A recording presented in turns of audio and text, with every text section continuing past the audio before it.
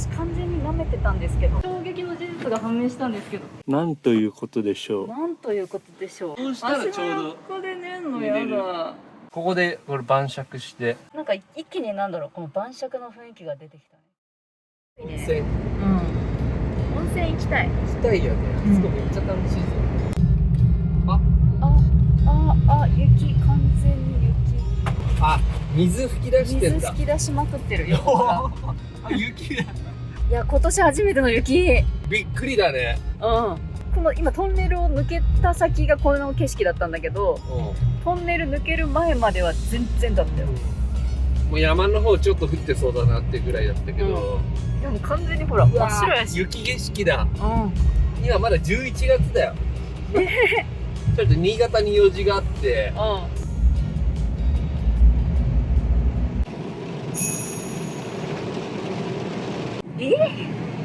ちょっと待って。魚沼強いかもしれない。普通に積もってないこれ。路面に積もり始めてる。私完全に舐めてたんですけど。帰り大丈夫か。帰りね。行けたとして。帰り高速走れない可能性あるよ。今回は新潟の燕三条。なんかさ、高速の名前は三条燕なんだけど、駅の名前は燕三条になってて、どっちなんだろうって。加藤モーターさんっていうキャンピングカーのビルダーさんのところに向かっているんだけど、前から気になってたんだよね。いろんなキャンピングカー見てて、でキャブコンとかデュカトとか、あと最近軽トラよく見てたじゃん。見てた。だけど王道のバンコンは見てなかったじゃん。意外とね。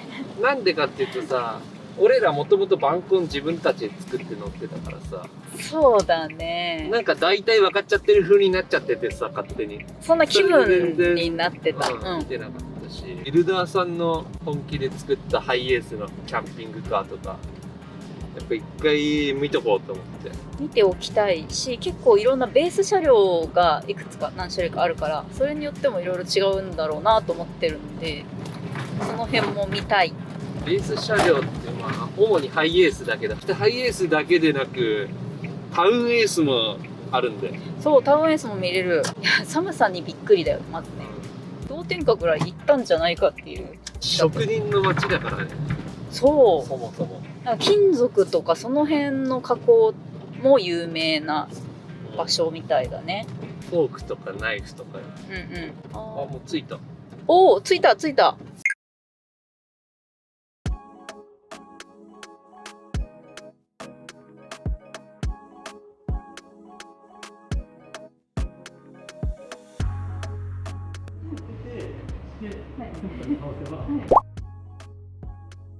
タウンエースベースのメリルっていうキャンピングカーです。タウンエースベースのキャンピングカーをちゃんと見るのが初めて。俺もちゃんと見るのは初めて。大きさで言うとハイエースとかキャラバンよりちょっと小さめになるね。そうだね。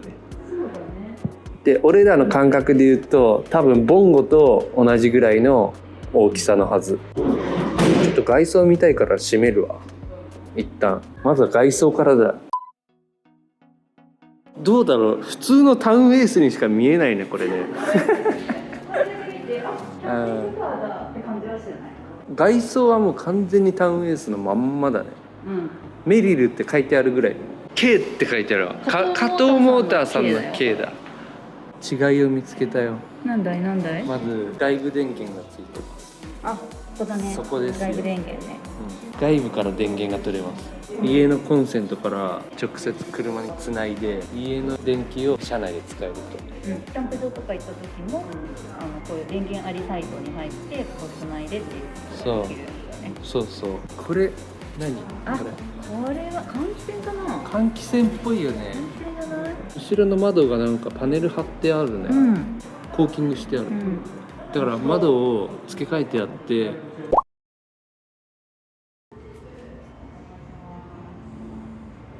どうぞ。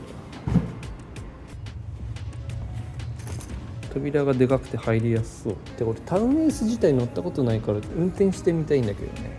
なんかさ、このさ色が可愛いですね。ね。でちょっと車内も映すけど、これ統一されてるね。統一されてる。クッションのカバーが。結構さ、ボンゴを運転してたじゃん。うん。だからボンゴと同じ感じなのかなと思って乗ったんだけど、ちょっと長い。そう、ちょっと乗用車感が強い商用車なんだよね。うんうん。普通の一般的な箱版と違ってボンネットが出てるから、でその分タイヤがね、ほらボンゴだったらさ、座席の真下にタイヤがあったけど、うんうん、タイヤがね前にあるから、ここ見て、ここにタイヤがあるもんね。そう、振動をね感じづらいんですよ、うんうん、乗用車寄りで。じゃあ乗り心地もいいのかもしれないね。いいはず、絶対いいはず。あとなんだろう、この空間が前に出てることでなんとなく広さを感じるな、うん、俺も助手席乗ってみよう。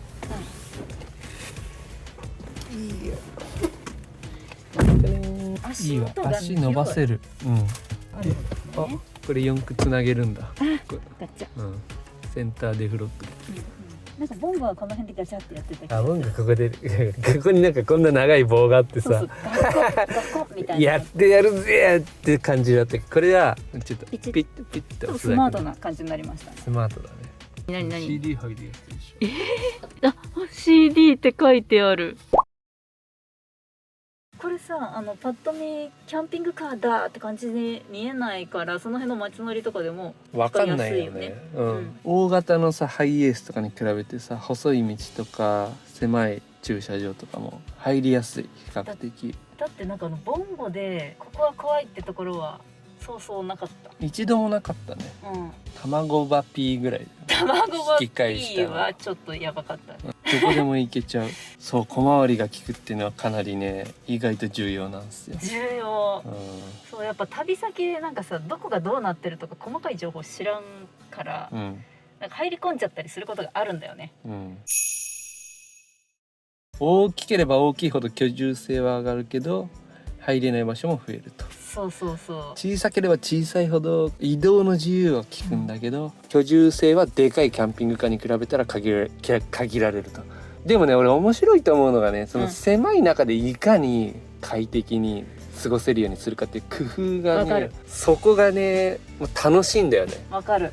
私たちは今そう軽バンで車中泊をして、それを今やってるっていう感じだよね。そう、キャラバンボンゴででかい車の快適性に慣れすぎちゃった感があって、今俺らは軽バン軽トラで狭い中で工夫しながら楽しんでるんだけど、でもやっぱり狭いは狭いんだよねっていうね。そう、こう行ったり来たりしてるんですよ、気持ちがね、それもあってね、今回ねバンコンのねキャンピングカーも見れるここに来てるんだけど、ちょっと今回の動画とまた別の動画後で出す動画になるかな、だけどそこでももっと大きいやつとか紹介していくんで、そこはね、もうキャンピングカーに関わってる人もみんなそうかもしれないけど、俺らは特にね。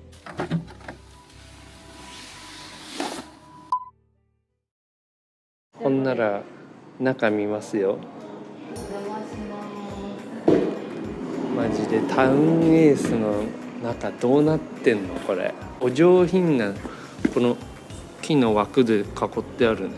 なんか全体的にその木目を見せる感じのね。ここはモフモフで覆われております。はい。まあここで脱いでいこうか。もう脱ぎ履きしやすいようにスリッパに履き替えた、靴で履きたんだけど、俺ちょっと寒すぎて靴がじゃあお邪魔します。どうぞ。まずこれだね、照明のスイッチかな、これは。スイッチ123456、でこれバッテリーのフルエンプティだね、バッテリー残量だね。電気の大元、これ何？電気の大元っぽくない？そうだね。あ、これが大元だ。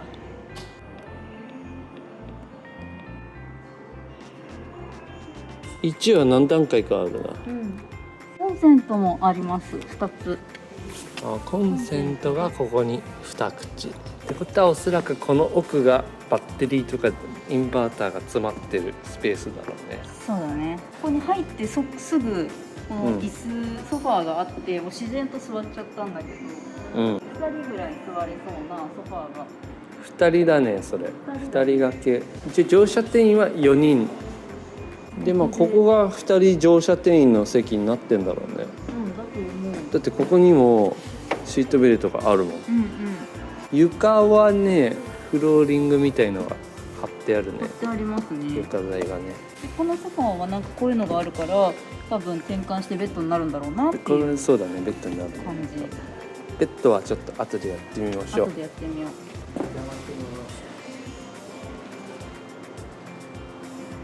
折りたためそうなテーブルがあるんだけど、このテーブルのねドリンクホルダーがなんかちょっとおしゃれなの。コッパーみたいな、なんかこの感じ。ああ、これあれだ、燕三条だから。あ、だから金属の加工が。そうだよ、ここは燕三条だなんだって。でこれタウンエースのこの後ろの部分がもうこれ丸々リビングスペースだよ。コンパクトなサイズなんで常設ベッドは無理ですと。無理だね。でそこはもう捨ててるんで、選択肢として常設ベッドっていうのは。その代わり全体をリビングルームにして、でベッド展開をしたら全体がベッドになるっていう。その分なんだろう、展開は必要だけど広々使えるよっていうそう感じだよ。で今リビングだけとして使ってる状態だけど普通に余裕を感じる。当然広いよね。当然広い、うん、だってほら頭の上も、私今帽子かぶってるからちょっと拡張されてるけど、それでも余裕があるし、まあ、海子の座高が低いからかもしれないけど、カツオの座高が俺の座高だったら多分ちょうど天井につくぐらいだとそう、お願いします。すごい、俺でも大丈夫だわ。あ、しかもニット帽で拡張されてるのに。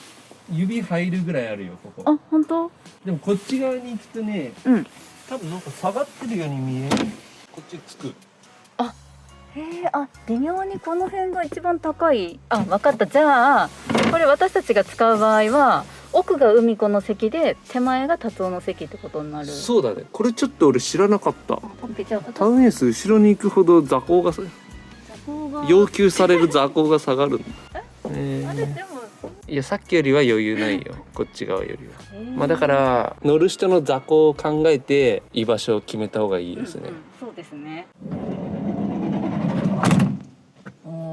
いや全然快適っていうか、なんかまあ2人で使うならさ、後ろ別になくてもいいよね、横並びでやんだから。確かにそれもできる。で広々キッチンを作っちゃってもいいし、まあ向かい合ってそれぞれで広々くつろぐっていうのもいいね。この行き来もしやすいね。でもしやすいよ、ここが。でこのテーブルもこれ多分動かせたりできるね、このテーブル。動かせそうな雰囲気。どかせられる。ねえねえ、しかもね、私今思ったんだけど、この短い足がついてんじゃん。あ、分かった。これベッドモードにした時にそうちょっとちゃぶ台みたいなちゃぶ台ができるんだ。これするんだよね、やつだよね、多分ね。なるほどね。じゃあ、これ押すんだ。こうして取れた。あ、これ結構簡単に外れた。テーブル外したらめっちゃ広い。なんということでしょう。なんということでしょう。足伸ばし放題の感じになった。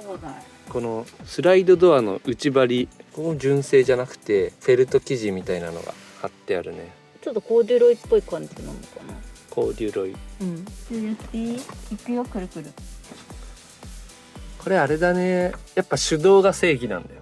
後ろのあれは。車のエンジンがかかってるかかってない関係なしに開け閉めできるもんね。そう。で車中泊の時ってさ、エンジン切るやん。うん、パワーウィンドウだったらエンジンつけないとこれ開け閉めできないけど、手動ハンドルだからできるようにわざとそうしてる素晴らしいってことです。そしてね、今カーテンが外れてるけど標準装備でカーテンがあるって書いてあったんで、レールがついてるから本来はここにずっとカーテンがあって、しかも前にもあるから前もシェードの代わりにこうカーテンで全て解決できるってことだね。で目隠しとプライベート空間が保てると。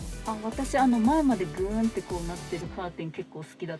前別のところで見たんだけど、いいよね。いい。運転席まで含めてこの空間として捉えられるから、結構広く感じれるよ。ね、この辺でカーテンがついちゃうと、まあ秘密基地感は出るけれども、ちょっとその分狭い感じがしちゃうよね。そうだから俺エブリィのカーテンなんかいらなくねって思い始めたの最近。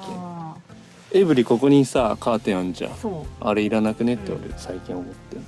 じゃあこっち面を見ていくと、まずここに手元読書灯があるね。だからテーブルの上でいろいろ作業とかご飯撮影するとき、ほんでこの裏もパネルがバチコンって入ってて、コーデュロイだ。コーデュロイですよ。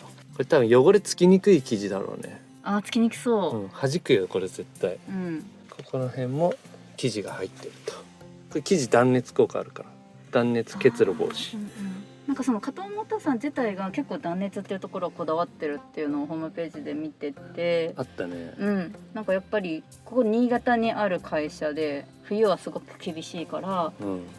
そういうところをこだわってやられてるみたいです。ああ、今日もね、外極寒だけどね、この展示場が室内でだいぶ助かってる。本当にありがとうございます。キャンピングカーの見学もマジで快適にできますね、うんここ。素晴らしい展示場。ああ、素晴らしい。これは何でしょう。12ボルトクーラーだね。まあね、正直俺らの感想だと軽自動車にはトゥーマッチだなっていう結論に今至ってるけど、至ってる。この大きさだったらあった方がいいかもね。うんこれはねオプションだったね。オプション今確認したけど。ね、室外機がどこなのかなと思ったけど、もしかして室外機下じゃね。下うん。ちょっと後で外で後で下覗いてみようか。見てみようか。でも室外機がボコンってついてる感じ一切しなかったよね。外なら見時かったね。ここあれ排気となんだなんかダクトみたいな冷媒のダクトが入ってる。うんうん。でここで外から見てさあったけどこれ換気扇だよなややっぱね。っぱ換気扇だね。うん。換気扇をポチッとつけられそうなので、あついたここの2番だった。 2番をポチッと入れると、でここにねレバーがついてるんですけど、こいつをポチッとやると換気扇。換気扇だけでも春とか秋口だったらこれだけで涼しくできるもんね。うん。真夏は無理だけど真夏はやっぱねこいつがあると全然違う。ないと。うん換気扇にさ K って書いてあるんだけど、これ加藤モーターさんのオリジナルなのかあなオ。リジナルだねこれほら完全にね。ね、すごい。あでこの下はなんだろうね。ちょっとわかんないこれわかんない。室外機の中身に見えるの俺は。見えるよね。俺にはこの回るぐるんぐるん回るそのあそこに見えるよね。多分薄っぺらく加工してここにぶち込んでんだけど、下に穴が開いてるかもねもしかしたら。今度こっち側見るとね、なんかまずその木目調のこの棚だね、こうちょっと分かれてる棚があって、引き出しもあるんだけど、この可愛い持ち手もなんかこだわった感じがする。待って、引き出しじゃなかった。蓋だった。蓋だった。ほら、はいはいここがパコってここにはまはる。まってる蓋だ。はいはいはあ、ここティッシュだ。ティッシュだあー、わかった。うん。い。なるほどね。ここからティッシュシュッシュって取れるんだ。でなんかちょっと小物とかをこっちに入れてって感じだね。ティッシュ結構やっぱ重要なんだよね。重要。なんかさ、その辺に置いとくと吹っ飛んだりとかしちゃうし、うん。あどこ行ったとかなるし。しかも地味にかさばるしね、結構ティッシュの箱ってでかいからわる。ここの板もなんだろう、大理石風というかちょっと可愛い感じにしてあるね。うん。ここはここもあれだね。物入れですね。置けるねもの。うん。こういう細かい収納結構重要なんだよ。重要歯ブラシとかさ、細々したなさ、んだよ。でっかい収納とかには入れられないような小さい細々したもの、こういうところにしまえるのかなりいいよ。ここにさ100均のさ小分けのボックスとか置いてここに入れられるんだよ。そうそう。そう小分け、さらにここから小分けにしてね。やっぱこういうところがなんかプロのなんだろう仕事って感じするよね。うん。実際に使ってうん。わ課題とかを洗い出した上でこうなってるって感じがわかる。かる。なんかしかもさ、ここもさスパンじゃなくてキューンってこの形曲げたところもすごい工夫だと思うよ。これすごいね。うん。この圧迫感なくなるし、うんここの台も使うときに使いやすくなるしっていう。このキュルンいいかもね。このキューンあるとない多分全然違うと思うよ。この心遣い俺にはなかったな。うん。今覚えた。はい今覚えましたキ。ューン。ここがこれさっき見せてもらったそうやつ。教えてもらったの。これがね、はいここに冷蔵庫冷がある蔵んだね。庫。なんかここドリンクホルダーがあるね。うんこう冷やしてくれるのか。上蓋式の冷蔵庫がはうんまってるね。あ、ドメティックです。ドメティックさん、うん。何リットルかな。そんな大きくはなさそうだけど。 15ぐらいだ多分ね。20はないね。で、冷蔵庫使わないときはここをまあ料理スペースにしたりもできる。はいはい。ここでね。なんかちょっとコンロ置いたりしてここでやる感じが。うん。ここに座ってこうトントントン。まあ今俺思いついちゃったデメリットではあるんだけど、うん冷蔵庫と出し入れを頻繁にする場合は要注意で要、注意です。その時の調理に使うものすべて漏れなく出しておいてから調理を始めないと面倒くさいことになる。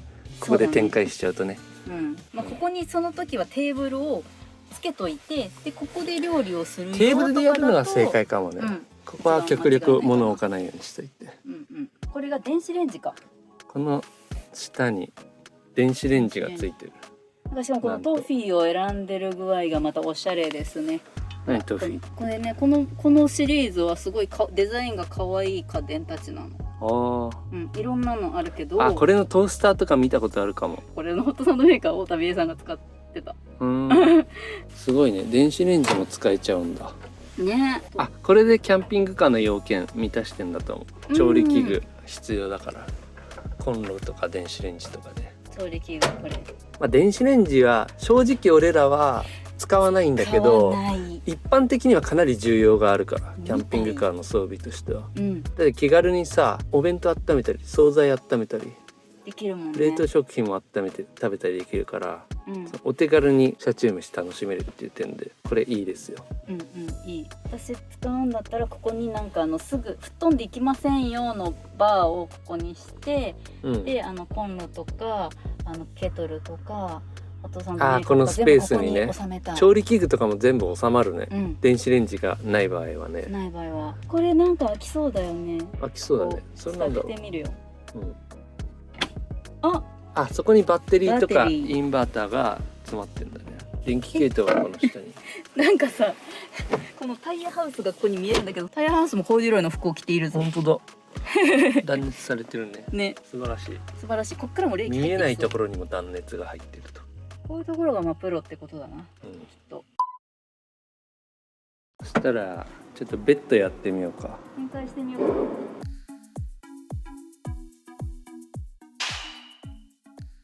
ちょっと今いろいろやってて分かった。衝撃の事実が判明したんですけど。こうなるんだ。だからこれなんだよ。これが。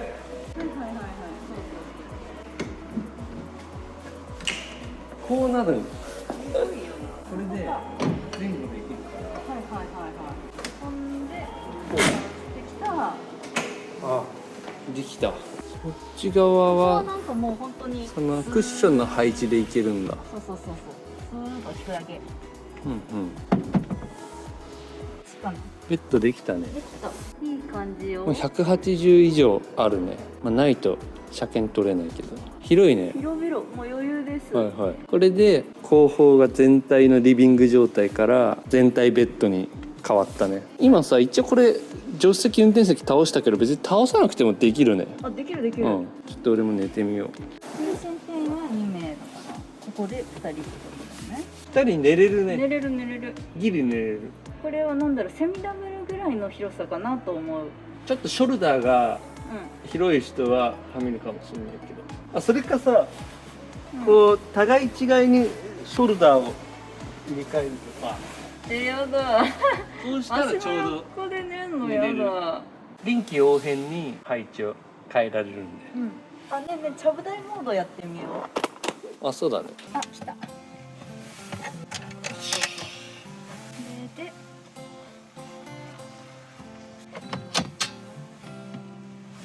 できた。ちゃぶ台、これも結構いいね。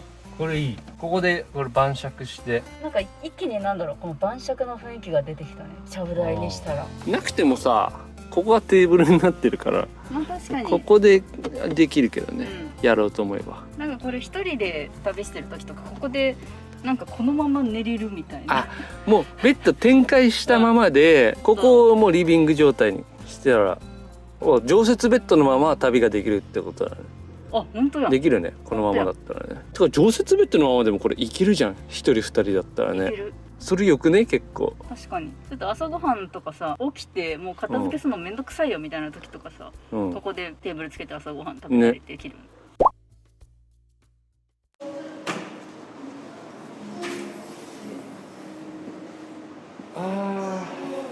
今俺これを使うなら常設ベッド派になっちゃってて。いや、私も思った。この下が広大な収納として使えます。サーフボードいける。サーフボードは無理。サーフボード積むならもう屋根にキャリアだね。そうだね。そう、これね、キャリアつけたらもう上に相当荷物詰めちゃうから、しかもこの高さだからキャリアに取りやすい。そう高すぎないからね、でここはさっき説明聞いた時あったけど、ここにポータブル電源を置いて、サブバッテリーとして使うと、結構皆さん自前で買ってここにつけてっていう方が多いみたい。めっちゃ配線があってね、これここにポータブル電源にこのコンセントつなぐともう車中で使えるようになると、でそれだけじゃなくてここの外部電源ポート挿すと外部電源も使えるようになると。なんかここにちょっとした物入れもありますね。クーラーの室外機ってここに入ってます？いえ、本当は下なんですよ。やっぱりここにつきます。このスペアタイヤのところにつくんですね、室外機が。そこって FF ヒーターとかが入る感じですか？ここですか？はい。ここはもともと車両にあったリアヒーター。リアヒーターですか。FF ヒーターの場合はこの運転席側のステップのところに。ステップにつくんですね。理解しました。すべてが分かった。今。ありがとうございます。ありがとうございます。メーカーかと思う。国産で。はい。メイドインジャパン。メイドインジャパン。乗車定員4名、就寝定員2名。だから2人旅想定の車なんだね。そうだね。長さは4メートルちょいなんだ。はいはい。だからギリ5メートル未満になるね、フェリーだと。そうだね。4メートル未満はギリ超える。結構そこで値段が変わってきたりするから、ここはまあ要チェックポイントではある。幅が1665ミリ。そこそこ広いと思う。幅。やっぱ高さ1900。で、駆動方法が2駆と4駆がある。選べんだな。で、燃料はガソリンと。排気量 1500cc。この展示車両は500万。なるほど。この車このままくださいって言ったら500万ちょっとだよっていう。見て見て、オプションがついてるんだけど、ポタ電とかエアコンとか充電器とかその辺がついて、これがオプションで今この車についてる。これをつけなかったら425万。標準装備はリアヒーター、FF ヒーター、カーテン、外部電源、サブバッテリーは標準装備。サブバッテリーは100アンペア。